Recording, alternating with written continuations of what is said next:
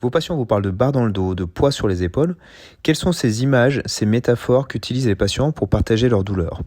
Vous découvrirez dans cette vidéo la définition d'une métaphore, de métaphore incarnée douleur, une revue de littérature sur le sujet, un exemple de cas clinique, la présentation du Clean Language, un outil d'émergence des métaphores, et puis quelques tips pour votre pratique.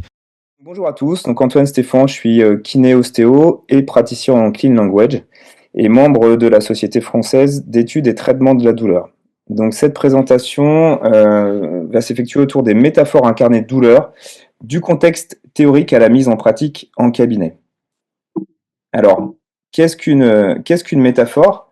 Eh bien, une métaphore, c'est quelque chose qui désigne une chose par une autre qui lui ressemble ou partage avec elle une qualité essentielle. Donc, selon Lakoff et Johnson, on parlerait de métaphore lorsqu'on appréhende quelque chose, donc un aspect de la réalité, en termes d'autre chose. Donc quand je parle de ma compagne, tu es mon soleil, ma lune et toutes mes étoiles, je parle en termes métaphoriques. Dans les années 80, Lakoff et Johnson ont avancé une opinion assez radicale pour l'époque qui disait qu'une grande partie de nos conceptions sont fondamentalement métaphoriques. Et cela affecte la manière dont on perçoit les choses, la manière dont on pense, la manière dont on agit. Pour eux, la pensée métaphorique, elle est inévitable, omniprésente et surtout inconsciente. Donc c'est intéressant pour nous en contexte, surtout inconsciente.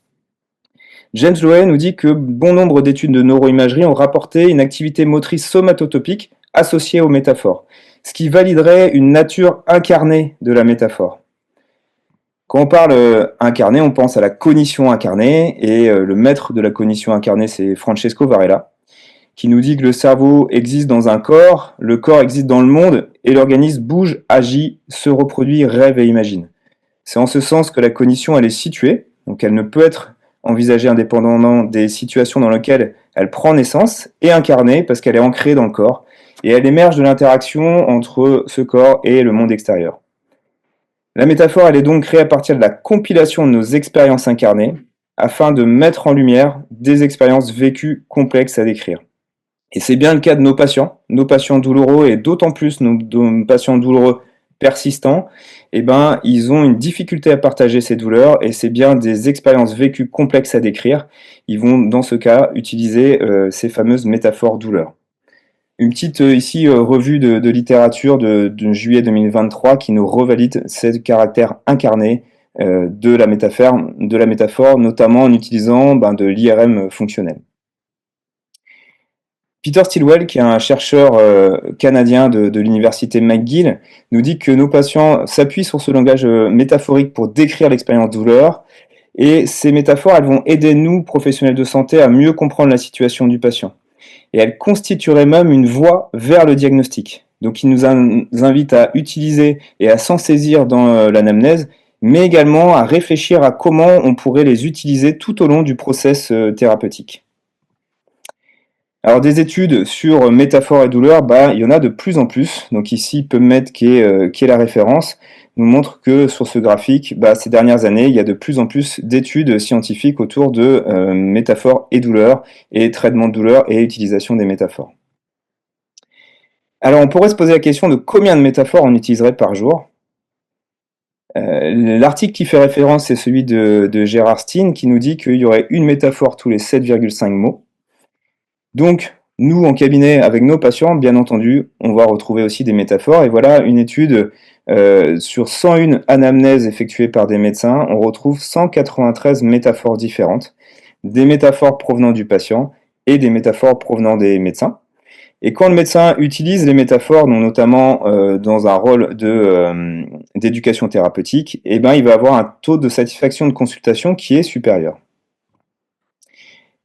Voilà ce qu'on peut retrouver comme nuage de mots, nuage de métaphores en fait, là sur des douleurs inexpliquées, mais on a pléthore d'articles scientifiques qui sortent actuellement sur les métaphores douleurs endométriales par exemple, les métaphores douleurs liées au Covid ou problématiques cardiaques. Je vous donne celles que moi je retrouve fréquemment en cabinet, ou celles qui sont mes dernières métaphores de patients. La fameuse barre dans le dos qu'on connaît tous dans nos métiers, le poids dans le bassin, mais également des métaphores un peu plus travaillées, on va dire, comme un couteau à huître noir avec une lame trop longue émoussée qui transperce mon mollet. Donc ça, c'est une patiente la semaine dernière. Et puis, comme un fil qui se tend entre mon épaule et mon ventre. Patient que vous allez retrouver plus tard dans une petite vidéo, donc comme un fil qui se tend entre mon épaule et mon ventre. Alors, à partir de la compilation de ce qu'on peut retrouver dans la littérature scientifique, comment partir de là pour l'utiliser en pratique, et inversement, comment la pratique peut influencer l'utilisation de ces concepts-là dans la recherche scientifique. Ben, la recherche nous a amené à nous poser la question de savoir comment prendre en charge nos patients et nous indique qu'il faut prendre ce patient dans son contexte biopsychosocial.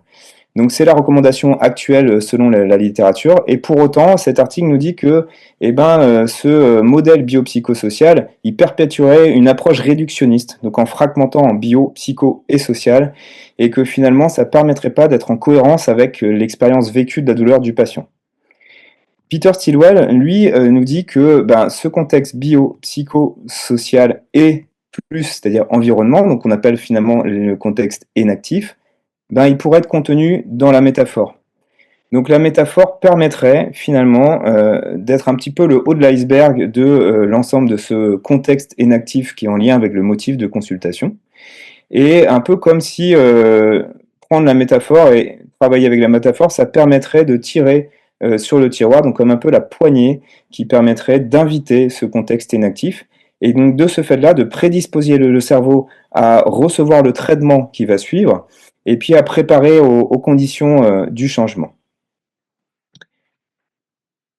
Imogen Munday, qui est une autre chercheuse qui travaille dans le domaine, qui est australienne, elle nous dit qu'il y a maintenant des chercheurs vraiment reconnus qui nous invitent à travailler avec les métaphores douleur des patients.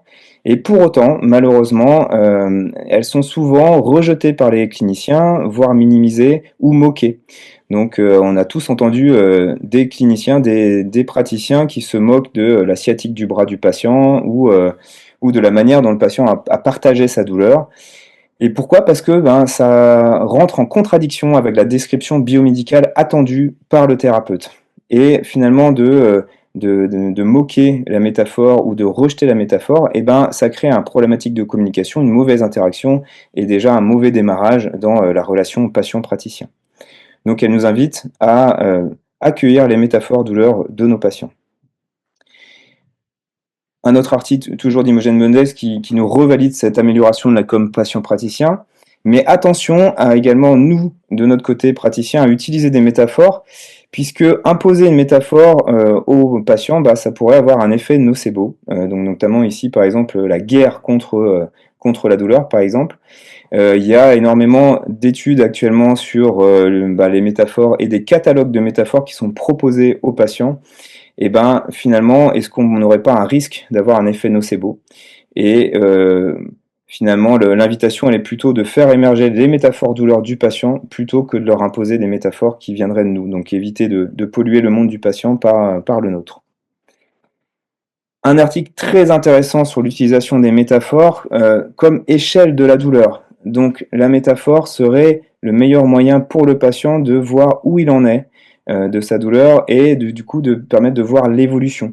Donc la question qui pourrait être posée, c'est où en êtes-vous avec ce fil tendu entre l'épaule et le ventre?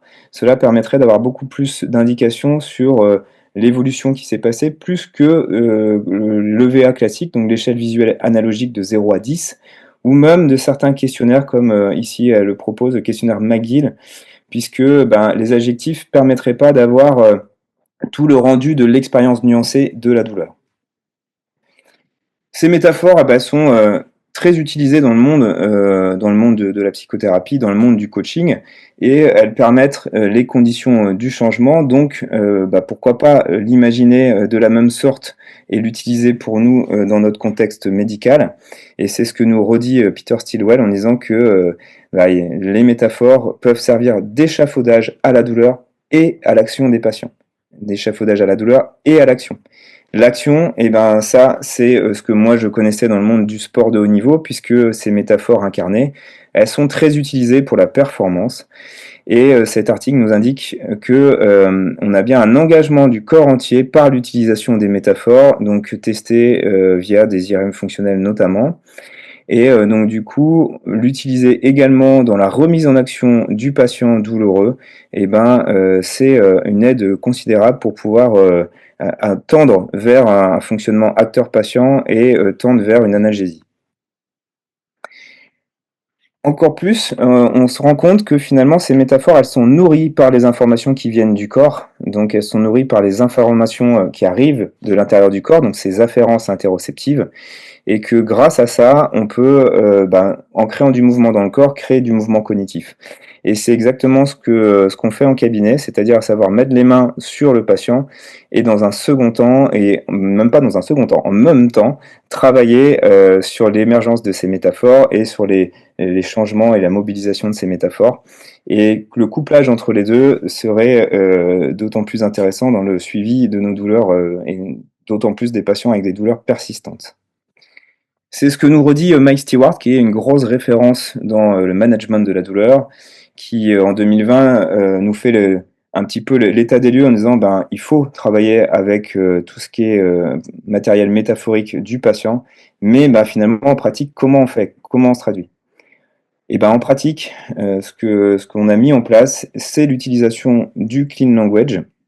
Le clean language, est une pratique qui reprend certaines données de pratiques validées par l'épreuve, comme l'entretien motivationnel ou l'ETP, à savoir des questions ouvertes, à savoir l'utilisation de la réitération, une communication patient-centrée et une approche inactive. Mais les spécificités du clean par rapport à ces méthodes qui sont actuellement validées dans le monde médical, les spécificités du clean, c'est d'avoir des questions et des techniques de reflet qui seront simples et codifiées, et une réitération qui est stricte, d'où le mot clean, à savoir de diminuer l'apport qui vient du thérapeute et être plus centré sur celle qui vient du patient. Donc on réutilise les mots et les phrases strictes du patient et une connexion entre ce qui se passe dans le corps et le côté incarné, donc ce qui se passe ce qui se passe au niveau cognitif, pardon, et le côté incarné, ce qui se passe dans le corps. Donc c'est un outil d'émergence et d'utilisation des métaphores. Et puis donc une prise en charge à orientation objective telle que on le valide actuellement, et une posture facilitateur, donc toujours dans l'idée d'être centré sur le patient. Alors à partir une petite vidéo de présentation de ce que ça peut donner en cabinet. Donc voilà un patient qui est avec une douleur d'épaule droite depuis 4 mois, donc il ne va pas à plus de 90 degrés. Et après 5 minutes de technique d'émergence, il nous sort la métaphore: c'est comme un fil tendu de mon ventre à mon épaule et ça tire. Et rien que le fait d'avoir fait émerger cette métaphore, voilà le résultat. C'est-à-dire que là, il n'y a pas eu d'intervention thérapeutique et il y a un gain important et durable sur cette épaule. Donc voilà comment on pourrait illustrer l'utilisation des métaphores en cabinet. Je vous la remonte. Donc 90 degrés ici, émergence de la métaphore. Et rien que le fait d'émerger la métaphore, on a une réponse directement au niveau moteur, au niveau douleur, avec une récupération de l'amplitude complète sur ce C-test et une absence de douleur. Donc l'utilisation des métaphores incarnées douleur à partir de la compilation de l'état actuel de la littérature, elle nous permettrait d'améliorer la communication patient-praticien, d'inviter ce contexte inactif en lien avec la douleur et le motif de consultation. C'est une aide au diagnostic et à l'évaluation de la douleur. Et puis ça permettrait d'améliorer l'engagement sensorimoteur et d'aider à la création des conditions du changement. Quelques petites recommandations de bonnes pratiques, de commencer à repérer et utiliser les métaphores et les noter dans notre dossier. Donc ces métaphores qui sont offertes par le patient. Et utiliser des outils d'émergence si on peut, comme l'utilisation du clean language par exemple.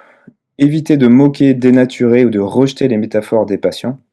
Et puis attention à imposer une métaphore qui peut avoir un effet nocebo, donc bien faire attention si elle est bien accueillie par le patient, notamment quand on est dans le cadre de l'éducation thérapeutique. Et pour terminer, une petite citation que j'aime bien: apprenez vos théories aussi bien que vous le pouvez, puis mettez-les de côté quand vous êtes en contact avec le vivant, miracle de l'âme humaine, de Carl Gustav Jung. Merci de votre attention.